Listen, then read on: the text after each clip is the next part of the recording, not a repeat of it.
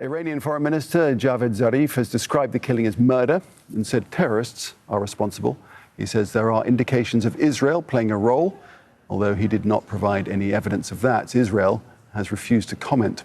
Let's go straight away to Asad Beg in Tehran. And Asad, beginning to be able to piece together what took place here. What more do we know?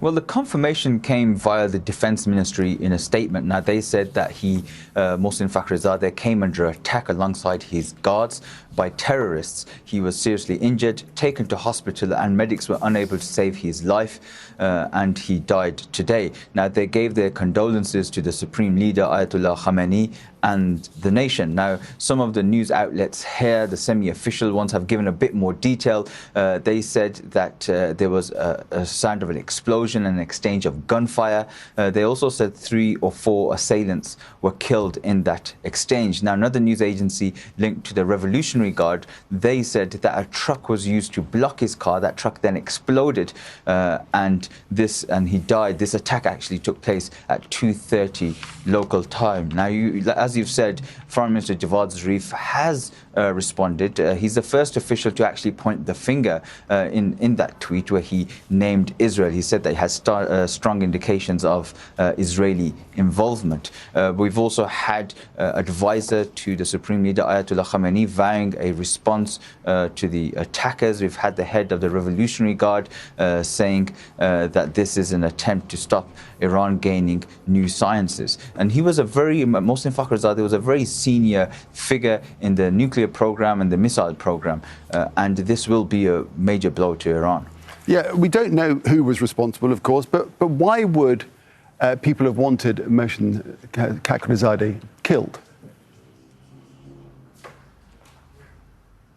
Well, there was an assassination attempt on him back in 2010, and actually in November 2010, another nuclear scientist, Martyr was assassinated. Now, there have been attempts on nuclear scientists before, and Iran sees it as an attempt to slow down or damage their nuclear program. In fact, Mohsen Fakhrizadeh the IAEA had wanted to interview him, but Iran had stopped any interview of him. In 2018, Israeli Prime Minister Benjamin Netanyahu had claimed that Mohsen Fakhrizadeh was head of Iran's nuclear. He said he was the head director of Iran's nuclear weapons program. Again, these are high-ranking scientists and officials. In fact, there was no picture available of him until 2018, and his life is relatively secret. He had armed guards, from what we understand, but also a very, very senior figure. The Defense Ministry has said that he was the head of innovation and research at the Defense Ministry. He was had also been an officer in Iran's Revolutionary Guard. And again, this is a blow to Iran. But we have to take a look at where Iran is now in terms of that 2015 nuclear deal. Donald Trump pulled the United States out of that deal, imposed sanctions on Iran, and Iran has been reducing its commitments to that deal, and they've had a phased step back. And most recently, they've increased their stockpile of enriched uranium and have centrifuges in that Natanz nuclear facility, where they have started feeding gas into, and that was confirmed by an IAEA report. And all this in that context, and with the context of the tensions in this region, this is very alarming news, and will be a surprise to many Iranians inside Iran here.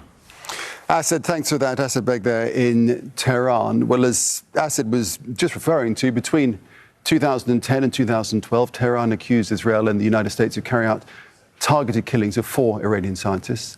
First up, the renowned physicist Masoud Ali Mohammadi was killed when a remote-control bomb went off outside his home. That was in January 2010. Tehran hanged a 24-year-old Iranian for the killing, accusing him of being an Israeli intelligence agent. In November of that year, nuclear scientist and engineer Majid Shahriar was killed. Attackers on motorbikes attached bombs to his car as he drove to work. And in July 2011, the nuclear scientist Dariush Rezai-Nejad was killed in front of his home in the capital. And that was after 2 gunmen on motorcycles opened fire. And then in January of 2012, Mustafa Ahmadi Arushan was killed after a bomb was attached to his car. He supervised a department at the Natanz uranium enrichment facility. So let's explore this further. We can bring in Adnan Tabatabai, I should say, in Bonn, in Germany. He's a policy consultant on Iranian affairs. So those killings that we've just listed there, they took place between 2010 and 2012. Now we have this 8 years on. What's your assessment of what's happened here? I strongly believe we need to call it what it is. It's actually short of a military invasion. This is how war on Iran can take place in the year 2020. We have had in January this year the assassination of General Haj Qasem Soleimani, which took place on Iraqi soil, and now we have this targeted assassination on Iranian soil. Obviously, we don't know yet who is behind this, but of course, given the past 1 or 2 or 3 weeks and the many trips also that U.S. Secretary of State Mike Pompeo had into the region, there is a lot of indication, but at the same time, a lot of speculation about Israel being behind it. So, of course, on the one hand, we should call it a war on Iran, but at the same time, not draw conclusions too early. Of course, yes. It does, though, come at a time when tensions have been very high between the United States and Iran, and the 2015 nuclear deal being brought into focus. Donald Trump has raised the stakes, hasn't he? Absolutely. And I mean, and I would also really point to the people around Donald Trump. For Donald Trump himself, it's difficult to imagine why he would want further escalation with Iran. But let's think of Secretary of State Mike Pompeo, his very, very ideological approach towards the region and giving something to his allies in the region, in particular Israel. That's why that would make sense. But again, I mean, we will obviously have to wait and see. But the type of operation very much would link to an Israeli intelligence operation. Yes, we have to emphasize we do not know, of course, who's responsible. What's your sense? We've had some reaction out of Iran already. What's your sense of how they may react sort of physically?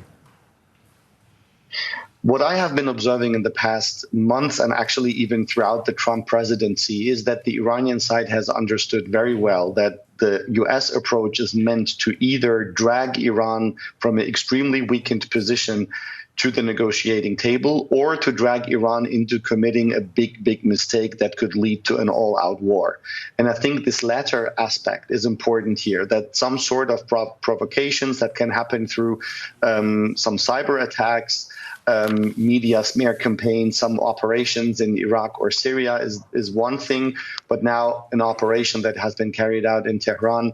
And I would expect Iran not to respond immediately, but to find a strategy to do that at a much later stage, and maybe not in similar fashion, but to try it politically in the same way that the Iranian officials said the revenge for the killing of Qasem Soleimani would be to oust the U.S. from the region rather than now attacking the U.S.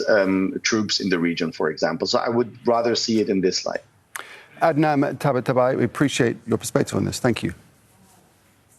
My pleasure.